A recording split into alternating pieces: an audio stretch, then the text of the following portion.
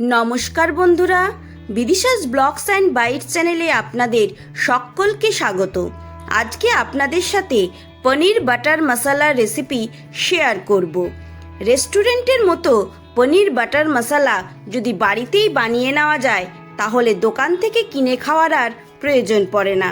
তাহলে চলুন ঝটপট রেসিপিটা দেখে নেওয়া যাক। এখানে আমি 200 গ্রাম পনির নিয়ে নিয়েছি।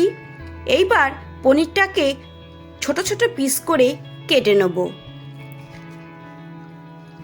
প্রথমে লম্বা লম্বা পিস করে কেটে নেব, তারপর ছোট ছোট কিউব আকারে পিস করে নেব।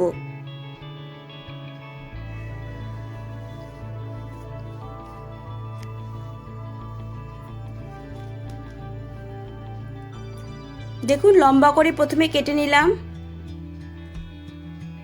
এইবার ছোট ছোট পিস করে নেব।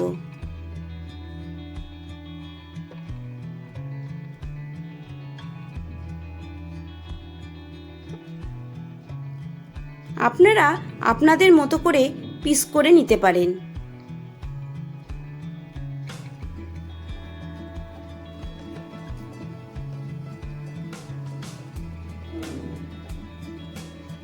সমস্ত পনিরগুলো আমার পিস করা হয়ে গেছে।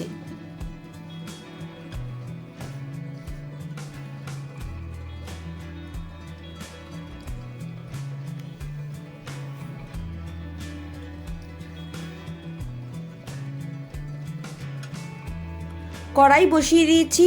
কড়াইতে দিয়ে দিলাম 2 চামচ মতো সাদা তেল। তেলটা একটুখানি গরম হয়ে গেলে দুটো ছোট সাইজের পেঁয়াজ কুচি অ্যাড করে দিলাম। পেঁয়াজটা ভালো করে ফ্রাই করে নেব।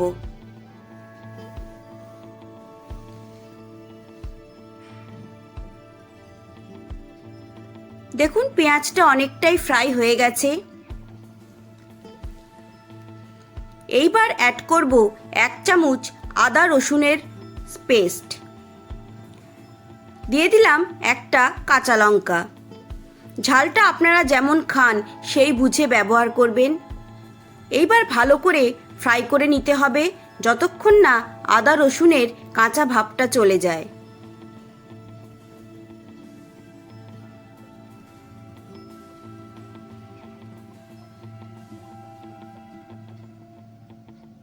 এইবার দিয়ে দিচ্ছি একটা টমেটো কুচি।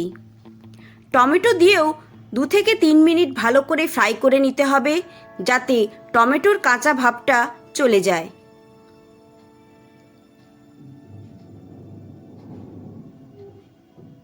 দেখুন, সমস্ত কিছু ভালো করে ফ্রাই করা হয়ে গেছে। এইবার আমি ঠান্ডা করে নিয়ে একটা স্মুথ পেস্ট বানিয়ে নেব। কড়াইতে দিয়ে দিলাম কিছুটা বাটার আর 1 চামচ দেব সাদা তেল। বাটার আর তেল গরম হয়ে গেলে কেটে রাখা পনিরগুলো আমি অ্যাড করে দেব। আপনারা চাইলে এখানে কাঁচা পনির ব্যবহার করতে পারেন, তবে আমি পনিরটা একটুখানি ফ্রাই করে নিই। পনির খুব বেশি ফ্রাই করার প্রয়োজন নেই, খুবই অল্প পরিমাণে ফ্রাই করব।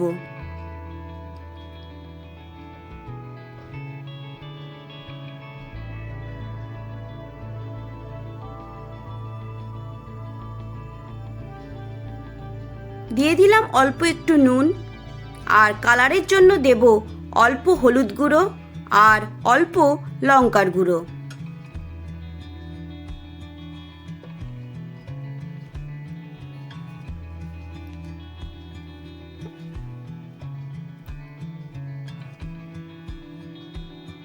এইবার পনিরটা একদমই এপিট ওপিট করে আমি নামিয়ে নেব। দেখুন, পনির ফ্রাই করা হয়ে গেছে। পনিরগুলো আমি একটা প্লেটে তুলে নিচ্ছি। ওই তেলের মধ্যেই আরও কিছুটা বাটার অ্যাড করে দিলাম। যেহেতু এটা বাটার মশলা, সেহেতু পুরো রান্নাটাই বাটারেই হবে। আপনারা চাইলে সাদা তেলেও করতে পারেন। এইবার দিয়ে দেবো পেঁয়াজ আদা রসুনের যে পেস্টটা আমি বানিয়ে নিয়েছি সেই পেস্টটা।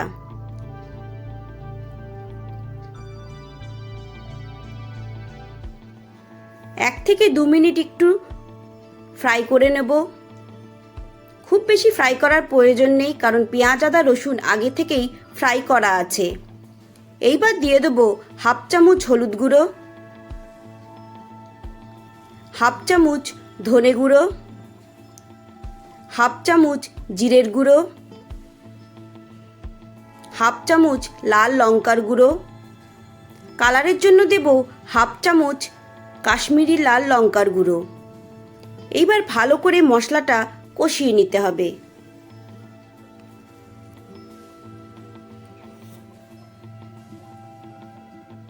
দিয়ে দিচ্ছি পরিমাণ মতো নুন,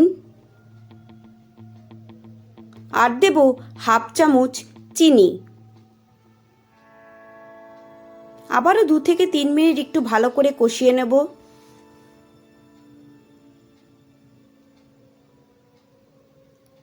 দেখুন মশলা অনেকটাই কষানো হয়ে গেছে। এবার আমি 6টা কাজু বাদাম আর 4 চামচ মতো টক দই আগের থেকেই মিক্সিতে পেস্ট করে রেখেছিলাম, সেই পেস্টটা অ্যাড করে দিচ্ছি।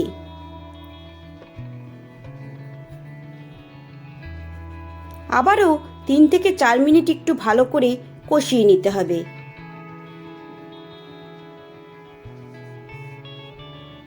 দেখুন মশলা ভালো করে কষানো হয়ে গেছে, কড়াইতে লেগে লেগে যাচ্ছে।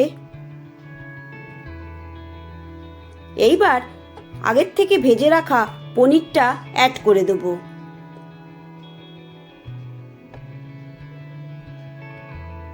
পনির দিয়েও 3 থেকে 4 মিনিট একটু ভালো করে আমি কষিয়ে নেব।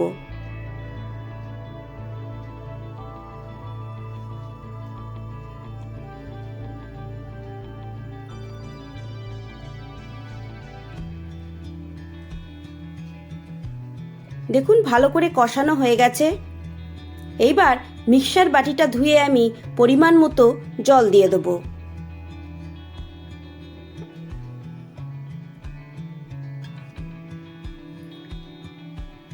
ভালো করে একটু মিশিয়ে নেব।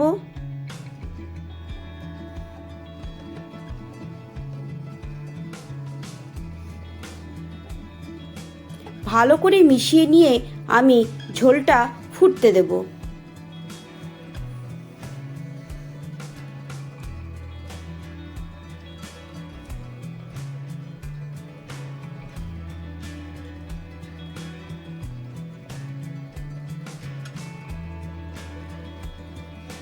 দেখুন ঝোল ভালো করে ফুটে উঠেছে।